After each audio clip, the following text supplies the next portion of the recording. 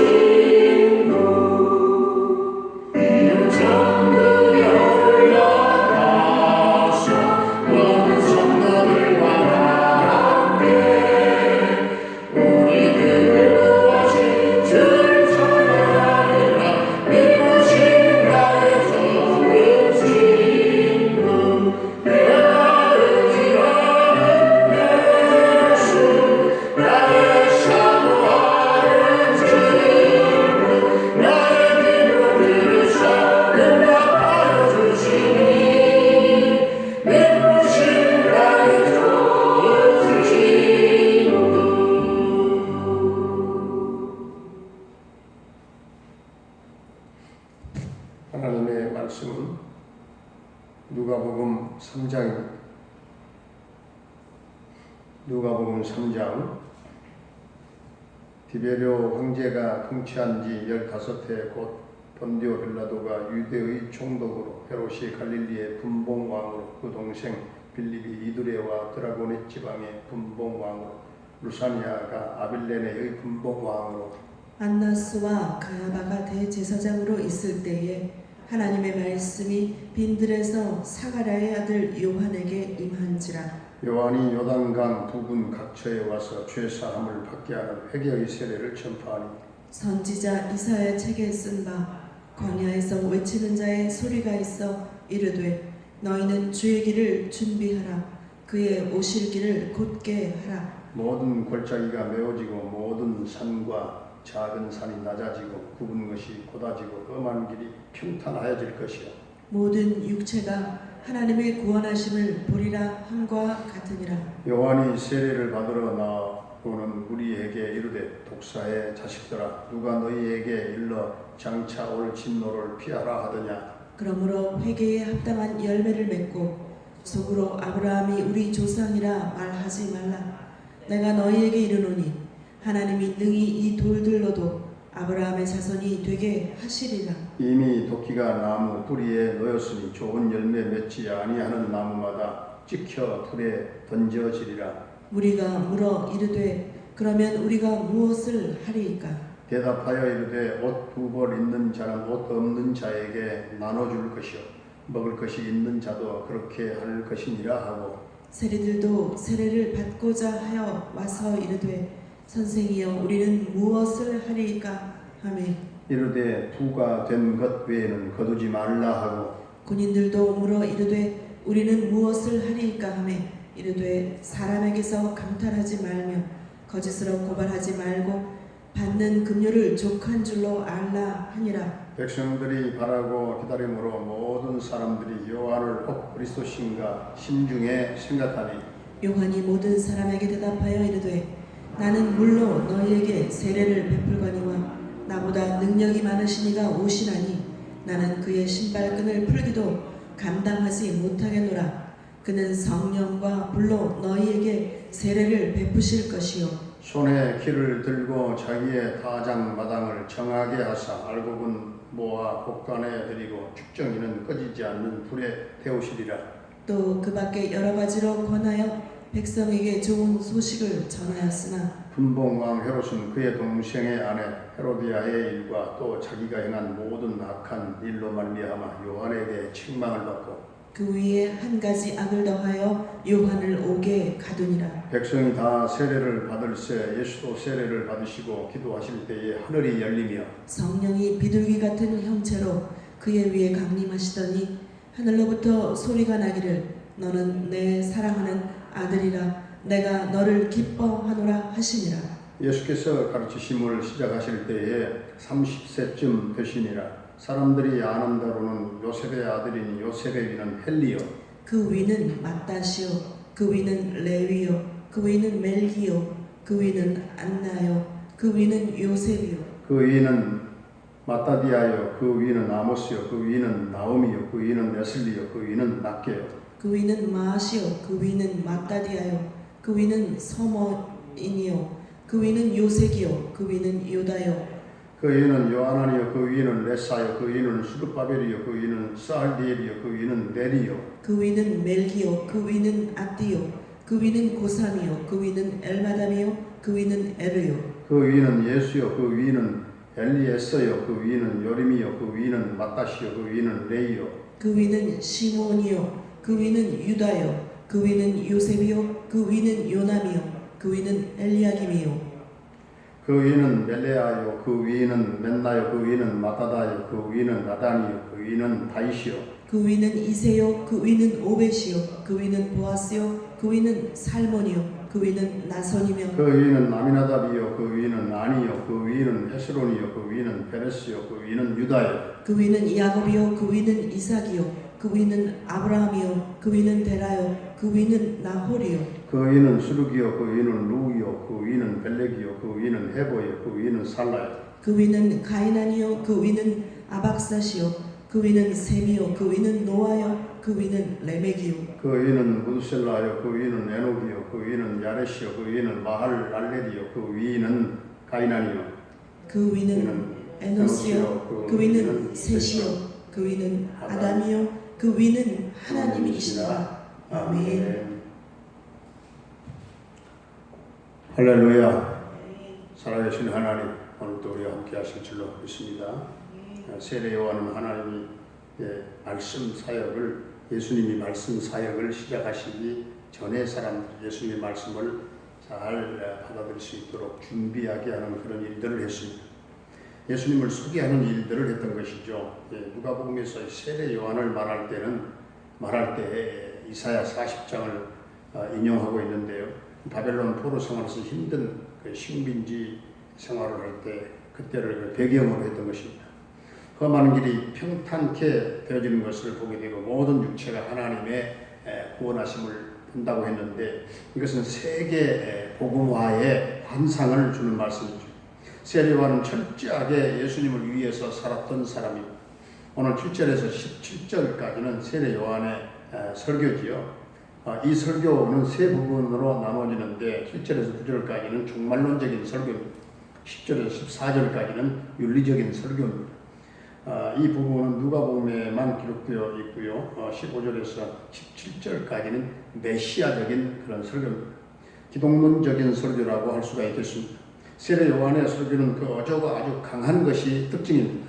그래서 세례 받으러 나온 사람들에게 이 독사의 자식들아 그렇게 지독한 욕이지요. 사탄의 자식들아 하는 것과 같은 뜻인데 그런데도 많은 사람들이 세례 요한에게 나와서 세례를 받았습니다. 세례들이 또 세례를 받겠다고 세례 요한에게 나왔어요.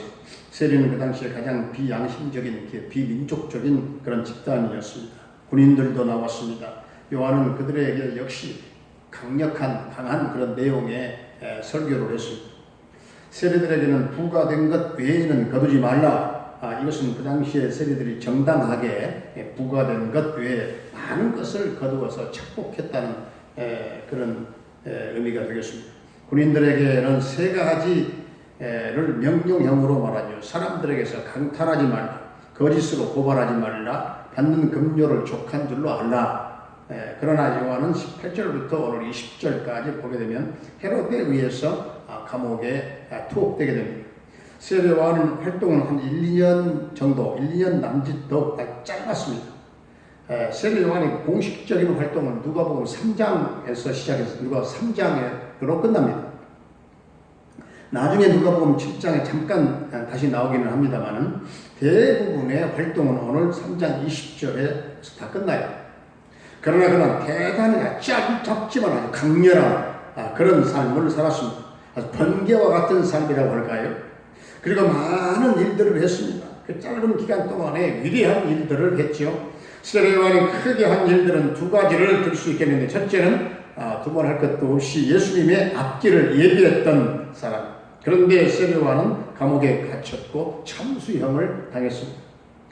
이것은 예수님이 받으실 고난을 미리 보여준 일이라고 할 수가 있겠습니다. 세례 요한은 예수님의 고난까지 예비했던 사람. 그리고 두 번째는 400년의 침묵을 깨뜨렸어요. 이스라엘의 역사는 아브라함에서 시작되어서 족장시대, 애굽 이주시대, 그리고 출애굽 광야시대, 사사시대, 그리고 초기 왕국시대, 그 다음에 분열 왕국시대, 포로시대, 그 다음에 귀환시대를 거칩니다. 귀환시대에서 예수님이 오시기까지 400년 동안, 그것은 이제 구약과 신약의 중간시대라고 말하죠. 그러는데 이 귀환시대의 특징은 말씀이 없었다. 그래서 이제 말라기를 끝으로 예언 운동이 전부 다 끊어지게 됩니다. 400년의 어둠, 그 400년의 침묵을 깨뜨린 것이 바로 세례 요한이에요. 세례 요한은 회개하라, 천국이 가까이 왔느니라. 짧지만 강한 말로 다시 말씀 운동을 일으켰어요. 오늘 21절, 22절에 보게 되면 예수님이 세례를 받으시는 장면이 나오죠. 보통 예수님이 전도 활동을 시작한 그 이유를 공생애라고 하죠. 공생애라고 부르는데 이 공생애의 그 시작을 알리는 두 가지 중요한 사건이 있는데 하나는 세례를 받으신 것이고 또 하나는 예수님 시험을 받으신 것입니다. 오늘 23절부터 뒤에 34절까지 예수님의 족보에 대한 말씀이 나옵니다. 신약 성경에는 예수님의 족보가 두 군데 나오는데 하나는 마태복음 1장입니다. 마태복음은 구약의 역사를 예수님의 족보로서 족보로 요약을 하고, 그러니까 족보를 제일 앞에 세워놓고 새로운 역사가 시작되는 것이죠. 또 하나는 누가복음 3장입니다. 그런데 달라요. 누가복음 3장, 누가복음 예수님의 족보를 공생의 시작에 제일 앞에다가 놓았다는 사실입니다. 그러니까 마태는 예수님은 아브라함과 다윗의 후손이다, 그것을 증명하기 위해서 족보를 실었다고 한다면, 그러니 누가는 예수님은 하나님의 아들이요 동시에 사람의 아들이다 하는 것을 증명하기 위해서 이 족보를 실었다는 사실입니다. 38절 마지막을 보게 되면 그 위는 하나님이시라, 그 위는 하나님 말씀이 나오죠. 누가는 이렇게 예수님이 하나님의 아들 되신 것, 예수님이 하나님의 아들이신 것을 증명하고 있다, 증거하고 있다 하는 것입니다. 38절 끝에 그 위는 하나님이시니라 하는 말씀은 우리에게 인류는 하나님 안에서 전부 다 한 가족이다, 온 인류의 한 운명, 한 역사적인 한 공동체다 하는 사실을 알려주고 있는 것입니다. 하나님이 천지를 창조하셨고 인간을 만드셨습니다. 세계의 모든 사람들은 전부 다 나라도 다르고 피부 색깔도 다르고 언어도 다르더라도 믿는 자들은 전부 다 하나님의 자녀다 하는 사실을 선포하고 있는 것입니다. 예수를 믿었기 때문에 하나님의 자녀가 된 우리 모든 성도님들은 언제나 예수님의 보배 피로 구원받은 한 형제 자매들인 것을 믿고, 예수 보배 피로 우리가 한 피 받아 한 형제 된 자매 된 우리 성도님들, 믿지 않는 자들을 하나님의 자녀에 전부 다 포함시키고 영적으로 예수님의 이 족보의 후손들이 다 될 수 있도록 영혼 구원하는 일에 더욱 힘쓰는 그런 전도자의 삶을 우리 모두가 살아갈 수 있게 되기를 주의 이름으로 축원합니다. 은혜로우신 우리 아버지 하나님, 우리도 세례 요한처럼 철저하게 예수님을 위해서 살아가는 삶이 되게 하시고, 그 많은 길이 평탄케 될 수 있게 하시고, 모든 육체가 하나님의 구원하심을 보게 되는 세계 복음화의 환상을 보게 하시고, 창조주 하나님 안에서 예수 믿고 하나님 자녀되는 것을 가장 큰 축복으로 알고, 온 인류는 그리스도 예수 안에서 한 가족임을 깨닫게 하시고, 우리 모든 예수님의 보배 피로 구원받은 한 형제 자매인 것을 믿고 감사하며 믿지 않는 불신자들을 구원함으로 하나님의 자녀에 전부 다 이방 사람들까지 포함시키고 영적으로 예수님의 족보에 후손들이 전부 다 될 수 있도록 하나님 나라 확장과 복음 전파와 영혼 구원 운동에 힘쓰는 전도자들이 다 되게 하여 주시옵소서. 아버지 하나님, 오늘도 우리 사랑하는 성도들의 가정과 생업과 모든 삶의 터전과 직장과 모든 사업장 가운데 놀라운 하늘의 복과 지상의 복으로 또한 복된 장마비를 부어주시고 가정 경제를 축복하시고 어려운 모든 가정 경제와 생업이 주님 회복되게 하여 주옵소서. 이 어려운 코로나의 때를 하나님 극복하게 하시고 이 어려운 장벽들을 주여 넘어가는 담대한 믿음을 허락하여 주시옵시고, 주여 이 어려움들을 뚫고 우리 성도님들이 다 믿음으로 승리할 수 있도록 주님 은총을 베풀어 주시옵소서. 특별히 소상공인들, 자영업자들 경제적인 타격이 심합니다. 주님, 그 어려운 상황 속에서 급속한 회복의 은혜가 저들에게 있게 하여 주시옵소서. 아버지 하나님, 사랑하는 우리 모든 부모님들의 남은 일생을 인도하시고 축복하시며 영혼의 기쁨과 평강의 은혜로 넘치게 하여 주시옵소서. 우리 자녀들의 앞길을 평탄하게 인도하여 주시기를 원합니다. 수험생들을 이제 수능이 얼마 남지 않았습니다. 주여 지혜를 주시고 집중력을 더해주시고 담대한 믿음으로 저들이 도전하게 하시고 승리의 쾌가를 부르게 하여 주시옵소서. 체력도 주시고 맑은 정신도 더하여 주시옵소서. 군대에 가 있는 영준이 한결이의 군 생활을 안전하게 지켜 보호해 주시고 저녁 때까지 두 아들을 주님 도와주시고 임마누엘 함께 하실 줄로 믿습니다. 캐나다의 먼 영만리에 살고 있는 정찬석 집사님과 그 가족들을 지켜주시고 형통 계속해 하시고 평강 승리의 소식이 전해지게 하여 주시옵소서. 우리 김정미 목사님을 비롯한 군탁한타가 교회와 모든 선교사님들의 그 선교 사역과 현장 가운데 이 코로나 시대에 어려움이 많습니다. 주님, 이 모든 선교의 어려움들을 다 극복하게 하여 주시옵시고 막혔던 하늘길도 열려지게 하여 주옵소서. 주님 저들을 도와주시고 성령의 기름 부으심이 넘치게 해 주시옵소서. 아버지 하나님, 오늘이 혼돈되고 무질서하고 참으로 너무나 위기에 봉착한 이 나라 이 민족 대한민국을 긍휼히 여겨주시고 불쌍히 여겨주시고 이 민족 모든 우상을 버리고 타파하게 하시고 하나님의 나라가 확장되며 주여 민족 복마가 이루어지게 하여 주시옵시고 민족 평화 통일이 주여 앞당겨 이루어지게 하여 주옵소서. 저희 땅에 평화가 이루어지게 하시되 모든 이념 분쟁은 끝나게 하시고 주여 이 역사가 이 민족이 하나님의 통치 가운데 주여 하나가 되게 하옵소서. 오늘도 우리 사랑하는 성도님들 어디 있든지 간에 우리 하나님 은혜의 날개 아래 품어주시고 우리 하나님 오른 편팔로 돕는 자들이 되게 하여 주옵소서. 예수님의 이름으로 감사하며 축복하며 기도하옵나이다. 아멘. 하늘에 계신 우리 아버지, 아버지의 이름을 거룩하게 하시며 아버지의 나라가 오게 하시며 아버지의 뜻이 하늘에서와 같이 땅에서도 이루어지게 하소서.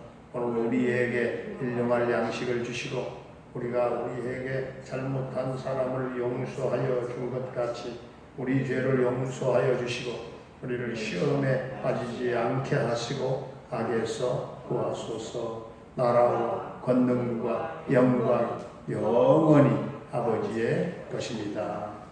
아멘.